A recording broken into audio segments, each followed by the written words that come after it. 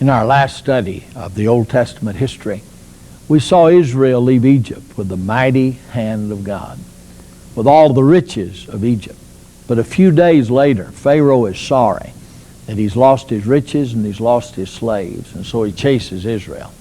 And we've seen Pharaoh and all of his army destroyed in the sea, and Israel is triumphant, the other side of the sea, of the Red Sea, with the Lord as their leader, and with Moses as their apostle, with Moses as their provider. And we saw immediately they began to see this land could not sustain them. There was not enough water. There was not enough fruit. There was not enough food. They were being tested. They didn't pass the test. They grumbled. They complained. They argued. They fought with Moses until finally the Lord rained wheat or manna from heaven to make their bread, and gave them quail to eat and water from the rock, as God has told them, again, the thing that he's trying to get them to learn. Trust me. I am the Lord who cares for you. I am the one who provides for you. Pharaoh cannot take care of you. He is dead. This land cannot take care of you. It is arid. Moses cannot take care of you. He's impotent. I am the Lord. I am the one that defeated all of Egypt's gods, and I am the one that can provide for you here in this wilderness. They've even learned the lesson that Moses is not adequate as their spiritual help and their spiritual guide, because they've tried to line up at his tent and get advice or counsel from him and from him alone, but that won't work.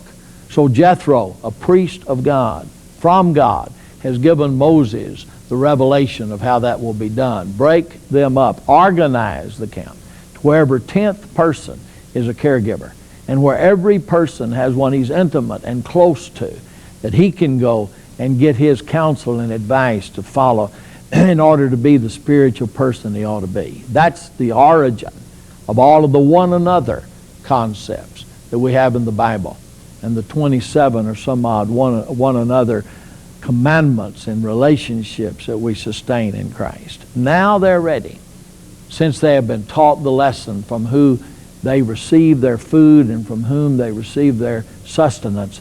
They're ready to hear the law of God. So finally they're back at the mountain where Moses had served his father-in-law, where Moses had kept sheep, Mount Sinai.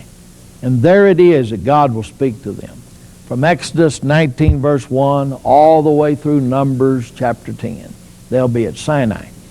And God will be doing marvelous things among them. If we had time, and we will in another study called the Pentateuch, if we had time, we'd look in detail at each one of these chapters and learn the great spiritual lessons that are there for us today. These laws are not given for us to follow, but the God who gave these laws is still to be followed. And he states here the principles that would enable us to know what he would, the attitude in which he would have us serve him today under the new covenant and under the new law that he's given us. But let's look at about 7 or 8 or so things during this period of time that will let us see what's happening to them, and then we'll pick up the journey again toward Promised Land. But they come to this mountain in the 3rd month after they leave Egypt, and they'll be here until the end of the 2nd year. They'll only be 38 years out of Promised Land when this story is over. In Exodus 19 to 24, the law is given. Now the law is not just the 10 Commandments. The 10 Commandments are sort of like the Beatitudes in the Sermon on the Mount. They're the introduction. They're the preface. They state all of the principles that will be discussed during this time and from this law. This law was a national law for Israel to start with. It provided such things as provisions for taxes, provision for if you killed a person, or if you stole a person's sheep, or if you stole a person's wife.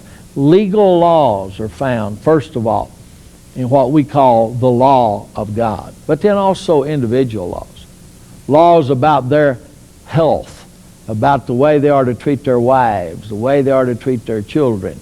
Laws, all kinds of laws that deal with the minute details of personal life, of hygiene, and of family ordinances. but also typical things are found in this law. As sacrifices are demanded and commanded that will find their fulfillment either in the Lord's sacrifice on the cross or our daily sacrifice for the Lord. Then in Exodus 25 through 31, the pattern for a tabernacle is given. The word, as we read it in our book, tabernacle, simply means tent. It is a fairly large tent. It will have one section in it that will be 20 feet by 10 feet, and in one section it will be 10 by 10 by 10. The smaller one will be called the Holy of Holies. All of the furniture that is to be found there is given in Exodus 25 to 31. All of the things going to happen there are dictated and indicated in 25 to 31. In chapter 32 of the book of Exodus and going through chapter 34, one of the most tragic events in the wilderness occur. While Moses is up on the mountain receiving all of this great testimony of God, these laws and these regulations and the pattern for the tabernacle, the people below are again thinking of Egypt. They're thinking about how dry it is out here in this desert, and all they have to eat is this manna and quail, and all they have to drink is this water that comes from this rock. They no longer have the beautiful things of Egypt, and so they decide to make them a god and go back to Egypt. And they do in a way make Aaron. Aaron, however, didn't have to, but they make Aaron take the gold, some of the gold earrings and the gold rings that they've gotten from Egypt, and melt them and make them a golden calf like the one that Egypt has. And they begin to bow down to this golden calf and say, "Behold the God that has brought us out of the land of Egypt." And they begin to dance, and they begin to drink, and they begin to have sexual orgies until finally they're caught up in the kind of religion that the pagans are caught up in. And they're going to make a new leader rather than Moses, for they believe Moses has died on the mountain. They're going to go back to Egypt and apologize for having left and become again the slaves of Egypt. And God tells Moses, you need to go down because Israel is performing evil. And Moses walks down off the mountain with 2 tablets on which are the 10 great words, the 10 great commandments of God, the one we call the 10 commandments. And there Joshua has been waiting for him on the mountainside. And he and Joshua start down toward the camp, and Joshua hears the noise, maybe even before Moses does. He's younger. And Joshua says, there's sound in the camp. It is the sound of war. That's what a general would hear. But Moses, being the spiritual leader of the people, hears, and he says, no, it is not the sound of war. It is the sound of worship. We need to go down. They are doing great evil against the Lord. And as Moses and Joshua approach the camp, and Moses sees the golden calf, and he sees all the people dancing before it, and all the drinking, and all the orgy going on, he is so angry that he throws down the tables of stone, and the 10 commandments of God are broken. They were already being broken by the people in the valley, even when they didn't know what those 10 commandments said. Moses came down and rebuked them for the evil that they were done, and demanded that those who had caused this die, and they do. Then he takes their golden calf and he grinds it into fine powder and mixes it in their drinking water. And they'll drink that golden calf in their water until that water be gone. So God through Moses is trying to tell them that Jehovah alone is God, and that anything else brings not only defeat and death, but it brings destruction to the people of God. But they have learned to bow before other gods before they ever enter promised land. This is not a people that deserves to be delivered. This is a people that deserves to be destroyed. They are preserved by the grace of God, and not by the good deeds they're doing, or by the fact that they're walking toward promised land. The Lord has not left them, though, because as soon as that incident of the golden calf is settled, they begin to build the tabernacle of God in 35 through 40, not to erect it to go in and worship, but to get everything ready, and to get the tent, the tabernacle built, and to get the furnishings made, and to get the Ark of the Covenant made, to get the priest trained on how to function therein. Everything that is to provide their worship in this tabernacle, which is what God intended to dwell in. When finally, later, David and Solomon want to build him a temple, God said, I never asked for a temple to dwell in. He was satisfied with this movable tent because he wanted to teach the people a very, very important lesson. And that is that no matter where they have a house, that house is nothing but a tent. That no matter wherever they call home, they're still strangers and sojourners in a foreign land, and that they must never believe that it's time for them to dig their roots deep and to get to the point where they are at home, for they're looking for a city which has the foundation, whose builder and maker is God. The book of Exodus closes. In the book of Leviticus, they're taught worship. That's the whole book of Leviticus, except for chapter 2. That is the whole book of Leviticus, how worship is to be done. And there'll be a course one of these days called the Levitical system, or sacrifices, where you will learn what each sacrifice was for. Each one did at that time. Each one did for Israel's continuance. But basically, what about Christ? Each one of them depicted. That you'll see that each one of these sacrifices, the meal offering, the grain offering, the meat offering, the wave offering, the peace offering, that all of these offerings, all of these feasts, all of these days were typical of the things that were to be fulfilled in Christ as He becomes our peace, as He becomes our sustenance. The book of Leviticus is one fabulous book. I hope you'll read it. As you read it, look for this statement or this thought: the Lord is holy. It is the holiness of God that is stressed in the book of Leviticus, not the sacredness of worship. Worship needs to be sacred, don't misunderstand me. But that's not the emphasis of God. The emphasis of God is that He is holy, and therefore He is to be worshiped. And since He alone is holy, worship to Him is to be a sacred thing.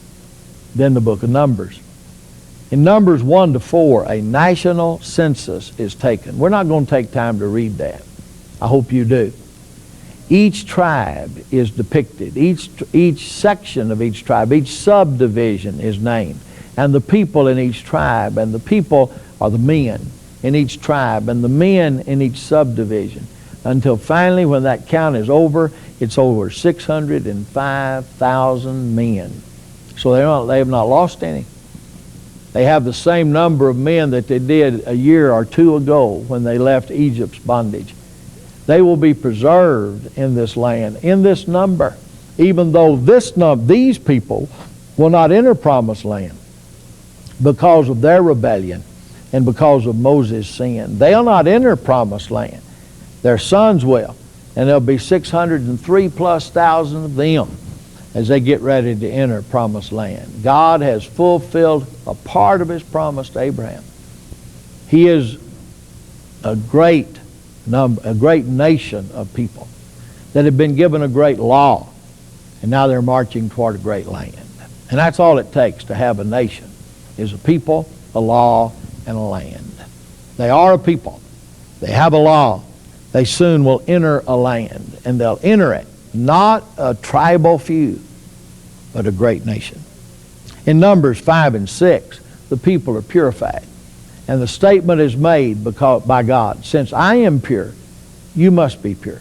So they go through the ceremony that purifies them as a nation holy unto God. They've been brought out of bondage. They've been given a law. They've been given a tabernacle in which to worship. They've been given a revelation of God's holiness.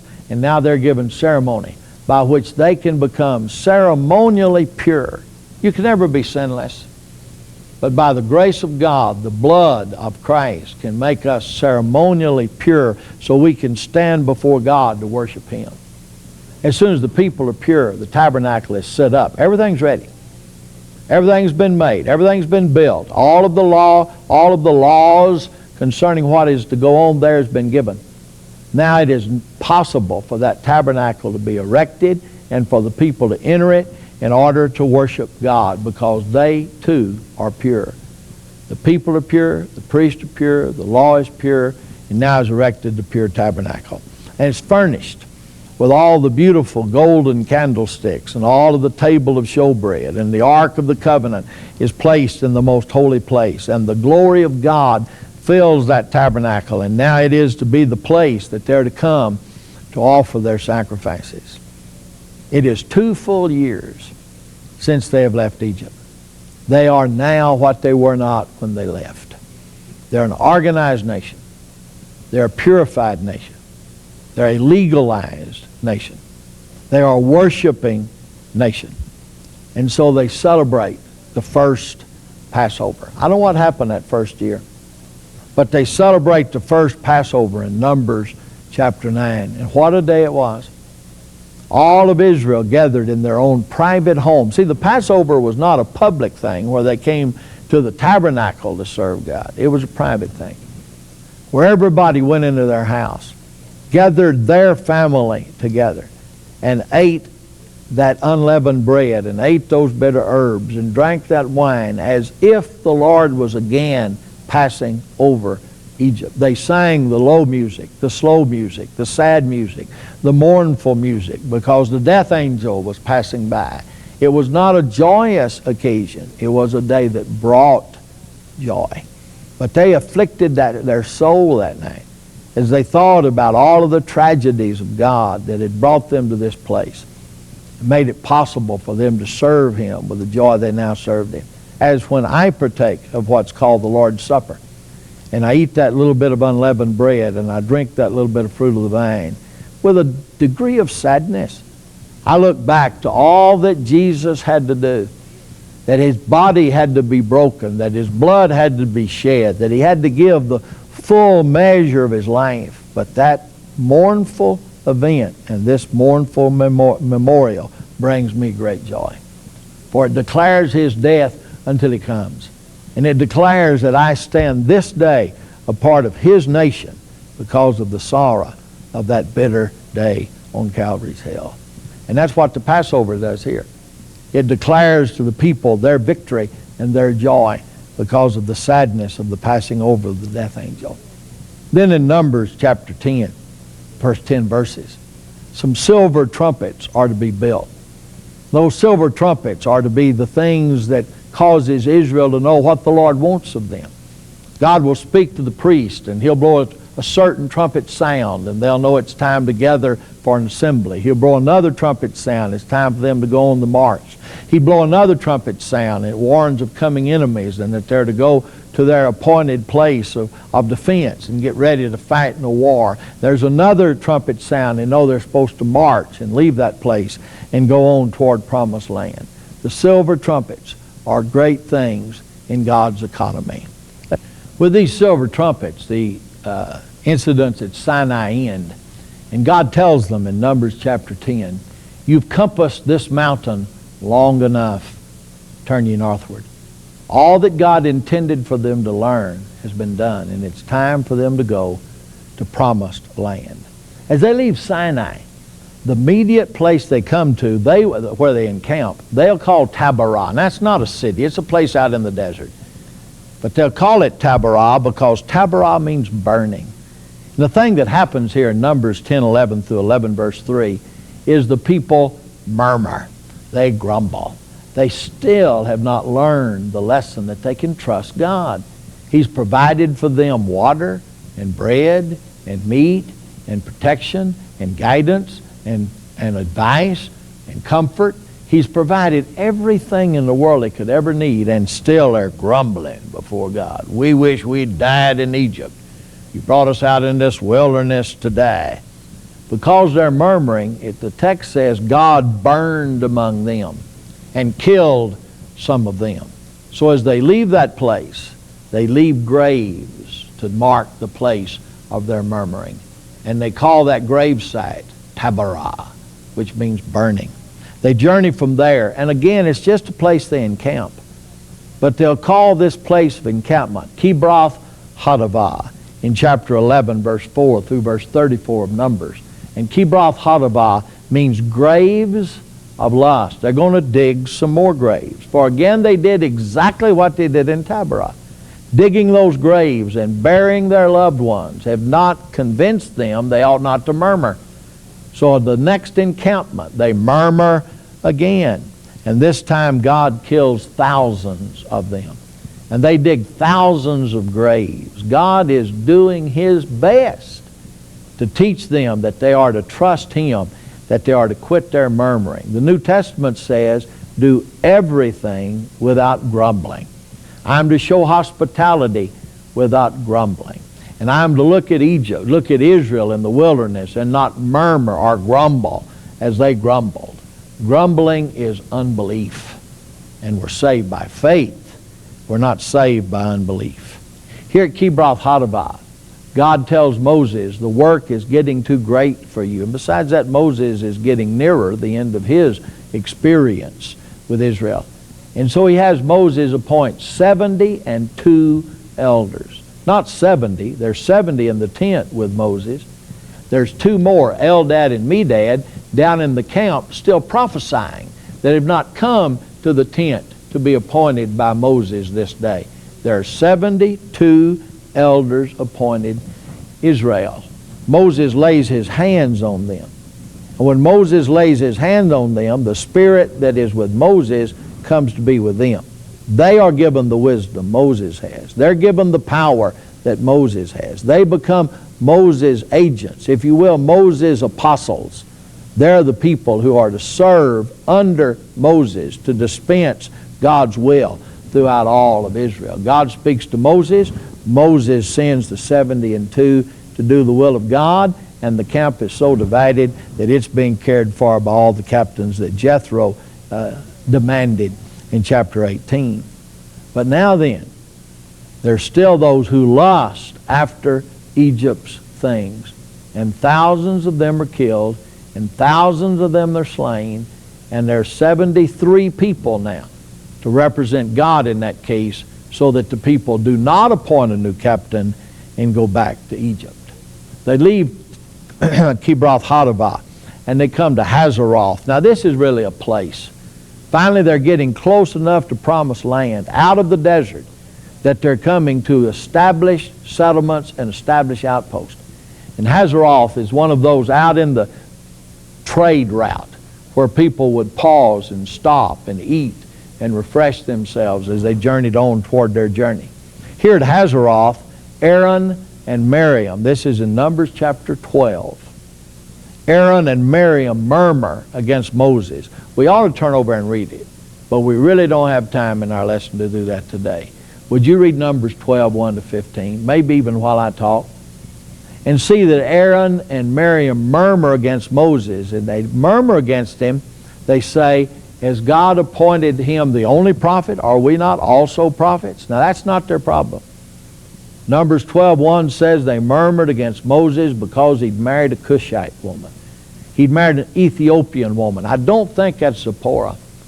I believe Moses now has another wife. Zipporah's a Midianite. This lady is a Cushite. This would make her maybe a black lady. They're murmuring against Moses because he's married one outside of God's family. That's what's made them mad. People normally don't complain about what really is the complaint. But because they murmured against Moses, God appears and says, Moses is my prophet. If there be another prophet, I'll make myself known to him in a dream or in a vision. My servant Moses is not so. With him I speak mouth to mouth, manifestly, as it were man to man. And my form shall he behold. And because you have murmured against me, Miriam is to spend days as a leper.